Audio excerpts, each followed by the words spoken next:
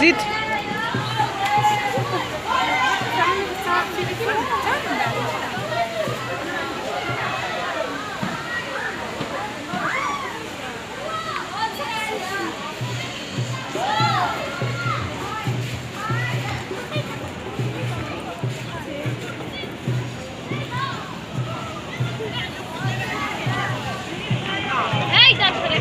هيدا زيد.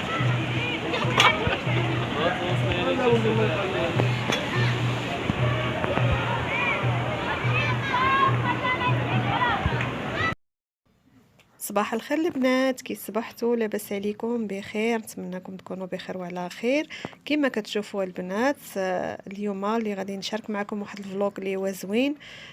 دوزنا نهار واعر بزاف منتزه اقشور اللي كيتواجد في اقليم شفشاون. كما كتشوفوا البنات، جينا باقي الصباح هنايا والدنيا راها غزاله بزاف، والطبيعه والجبال، وكاين شلالات اللي هما زوينين بزاف، واحد الجو اللي هو رائع البنات.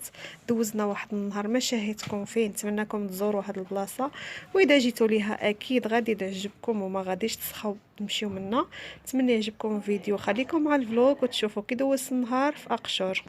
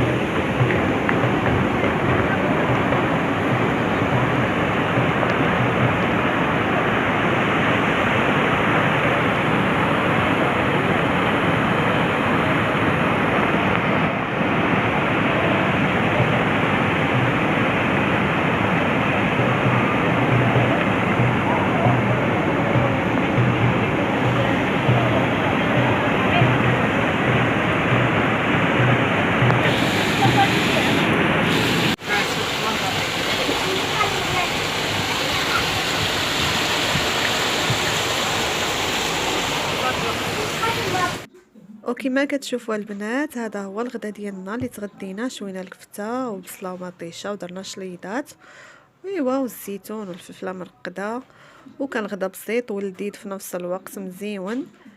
شاركت معكم هذا النهار هذا، ودرنا عاود الكوتي ديالنا في العشيه بقهيوه والعصير، وكل واحد شنو جاب. الكيكه هذه، هذا ما كان البنات، وهذا النهار ديالنا دوزناه باقشور. النهار كان رائع بزاف، ودوزنا حنا اللي هو زوين، وبدلنا الجو الروتين، والدراري يلعبوا. كاين البارك ديال الكبار والصغارين، كاين العاب ديال الكبار وكاين ديال الصغارين.